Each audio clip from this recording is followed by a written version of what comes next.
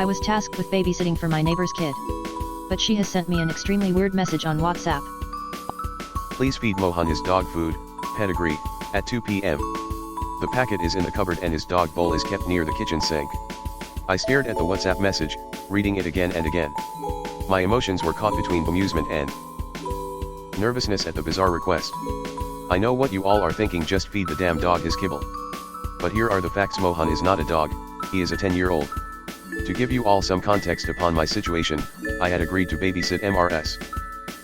Sharma's son Mohan because my mother wanted our new kooky neighbor to feel at home. And no, this was not a paid babysitting job. It was just an endeavor to build neighborly relations by my over-enthusiastic mother. But as I said just now, Mrs. Sharma was a kooky. I had only observed her twice, but both the moments left quite an impression upon me. The first one happened when I caught her cutting a bar of soap like a carrot upon my mother's chopping board. She had brought a pack of those as gifts when she first came to visit us, a brand new pack of expensive sandal soaps. At that time, I was reading a book from a position where she could not see me, but I could see her on the sofa chatting with my mother. But when my mother went to the terrace to fetch our drying clothes for 10 minutes, I surreptitiously watched her take one of the bars and start dicing it upon the chopping board my mother had just used for slicing radishes. I looked away after 5 minutes, but Mrs. Sharma had clearly left no trace of her actions, because when my mother came back, they continued their nonsensical conversations while my mother once again picked up her knife and continued chopping the remaining vegetables. Needless to say, I refused to eat dinner that night and ordered from Zomato. The second incident happened when I caught Mrs. Sharma tasting Pedigree, a popular brand of dog food, when my mother and I were visiting her home. Mrs. Sharma went into her kitchen to pour some drinks and snacks for us while we were waiting in her guest room. At that time, I had a sudden urge to use the washroom. I silently walked past the kitchen, but my eyes happened to glance upon her for a few seconds. And there she was, taking kibbles out of a pedigree packet and putting them in her mouth. I refused to eat anything she served to me and my mom later on. I also mentally grimaced every time my mom picked a bite to eat. The woman clearly had issues, and I wished that my mom would have stayed clear of her. But fate had other plans. The two had become fast friends, and now I was saddled with babysitting Mrs. Sharma's 10-year-old son Mohan. When I had questioned my mother about why we didn't see Mohan during our visit to Mrs. Sharma's house, Mom told me that it was because he had gone on a walk with a girl from our colony. My mom also gave me a list of written instructions on how to take care of that kid. I wished she would just WhatsApp me, but she just had to write it on paper in her terrible handwriting. Honestly, the only redeeming quality of Mrs. Sharma so far was that she was not as technophobic as my mother and had agreed to message me the instructions. The babysitting ordeal was to last from 12 noon till 6 in the evening. I had not even glanced upon the list my mother had given me, as Mrs. Sharma had promised me that she would text me the relevant tasks throughout the day. So, with an irritated look upon my face, I went to pursue the challenge. I first saw Mohan in the living room of their house, watching television. An episode of Doraemon blared from the television and I winced at how loud it was, but the kid was unaffected. Mrs. Sharma had just deposited the keys to her house with me right outside the house and left in a hurry, without even introducing me to her kid. Her craziness clearly wasn't going away anytime soon. I felt sorry for the kid for having such a weird mother without even having met him.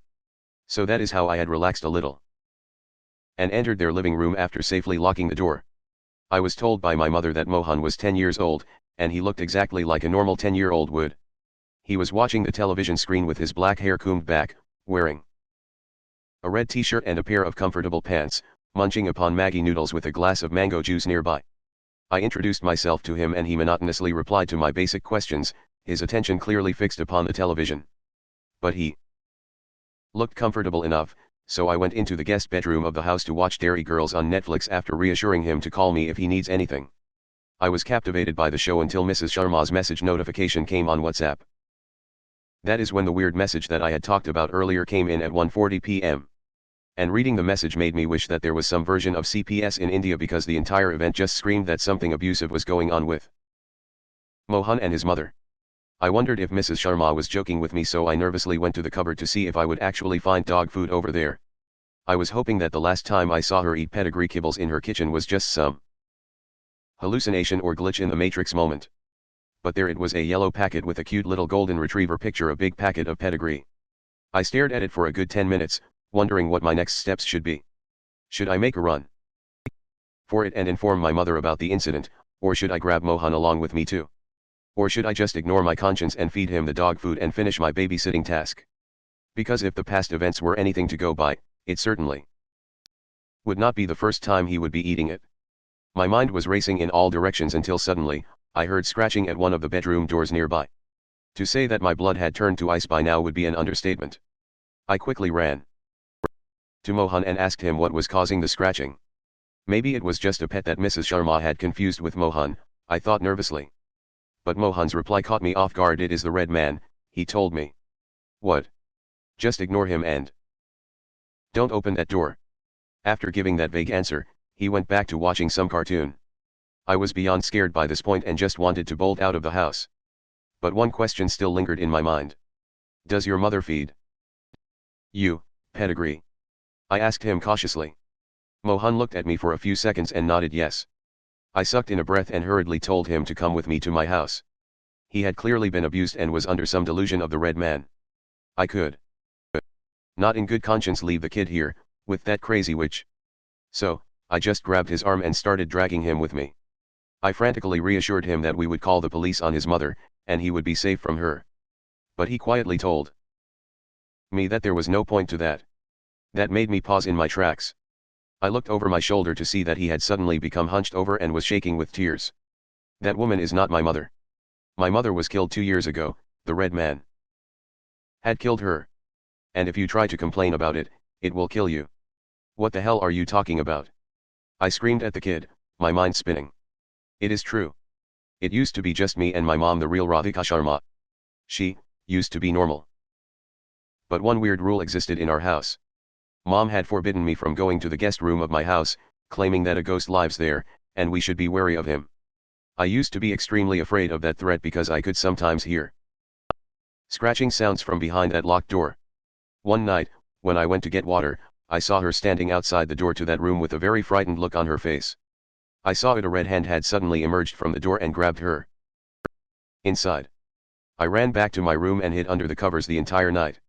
I was sobbing throughout the night and was terrified. Terrified that my mother had been killed. Terrified that the red man exists and that he would come after me. He never came out.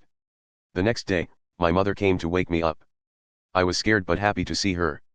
But that morning, for breakfast, she served me the pedigree that used to feed our dog at that time. Her eccentric behavior did not end there. She would always take baths with a mixture of milk and oil, she would sleep on the roof of our car with her eyes open, she would twist her neck at odd angles pretty often, and she would also cut up slices of soap to feed our dog. Our dog, he died soon because of that. I stared at Mohan with a numb feeling. He continued his rambles. I knew then that thing was not my mother. That my mommy was dead. And I also knew that whatever that thing is, it was trying to imitate humans. It has gotten rather good at it over 2 years. We moved a lot during that time. It will always chat up the new neighbors, trying to appear more and more normal. I knew it was some weird creature. But I also knew that it was not the red man, because no matter where we moved, there would always be one of our rooms that would be locked and off limits to me. And I could hear scratching behind it. He finally finished his story while sobbing throughout. I just kept on standing there, feeling like an icy hand had gripped my heart. I was not afraid for the kid. I knew he would survive somehow. I was afraid for myself, knowing that I had basically entered a haunted house. Mohan had escaped my grasp and ran upstairs, probably to cry to himself some more. But I knew that if I didn't get out of the house that second, my legs would give out and I would not escape alive. I was about to make a run for it when I heard a tire screech in the background. Mrs. Sharma, or more pointedly, the thing imitating her, was home. I just stood there, frozen like a statue when the lock turned. The thing must have had a spare key, of course. And within moments, it opened the door and entered the house with a cheery face. "Hello dear. How was your day? I am sorry I came home early. The grocery shop I like was closed today and I was free to come home early. I hope you had fun with Mohan. He is very friendly." The thing grinned at me. I just stared in silence, not a movement out of me. It moved towards the room from where the scratching sounds were coming from, still chatting me up. I hope Mohan ate his food properly. He generally is a good boy. But I had to discipline him for a very long time for him to reach that stage when it comes to food. I watched in silent horror as it came to stand before the door with the scratching sounds. But a confused expression came upon his face. "Dearie, did you not let Mohan out of the room?" Huh, the inquisitive expression just escaped my mouth, the first prickle of curiosity coming over me. Without any warning, its hands turned the handle and opened the door. I screamed and tried to make a run for it, until I heard a bark from behind me. I just froze upon the spot, slowly turning my head around. I expected to see a grotesque red figure with a creepy smile coming at me with inhuman speed. Instead, a happy golden retriever ran up to me. I tried to collect my thoughts for a minute.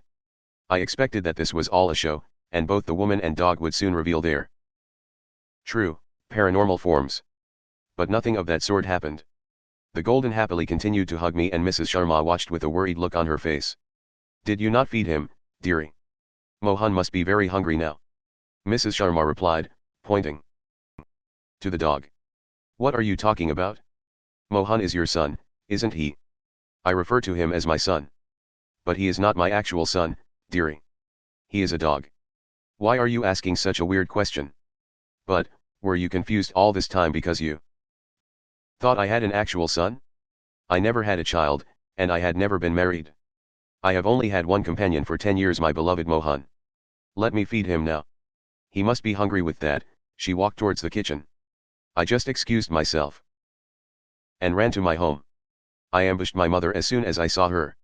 "Did you know that Mohan was a dog?" I angrily questioned my mother. "Of course. Why are you asking such an idiotic question? Was that not clear enough the first time you saw him?"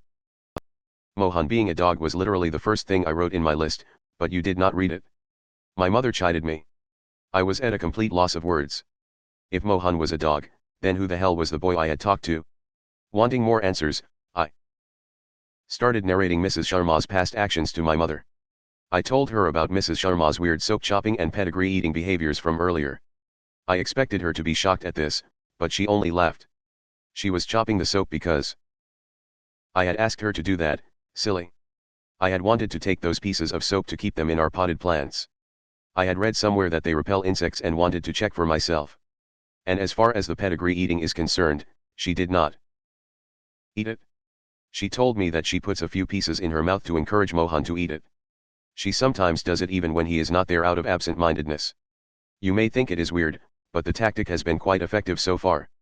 With that, my mother started walking towards the dining table, still speaking. "You have really disappointed me this time. I expected you would take better care of Mohan. You are lucky Mrs. Sharma is a sweet lady. She would probably forgive you. Mrs. Sharma had even brought a gift for you for taking care of Mohan." My mother kept on ranting. My mother pointed towards a painting kept on the dining table. But as soon as I saw it, beads of sweat started collecting on my forehead and I felt like I would faint. Because the painting consisted of a picture of the same boy I had talked to earlier that day. And on the bottom right corner, it was signed as the Red Man. Since then, I have tried to throw out the painting multiple times. But it keeps on showing up in weird places in my house. So, all I am requesting you guys is that if you ever end up babysitting a kid talking about the Red Man, just call an exorcist.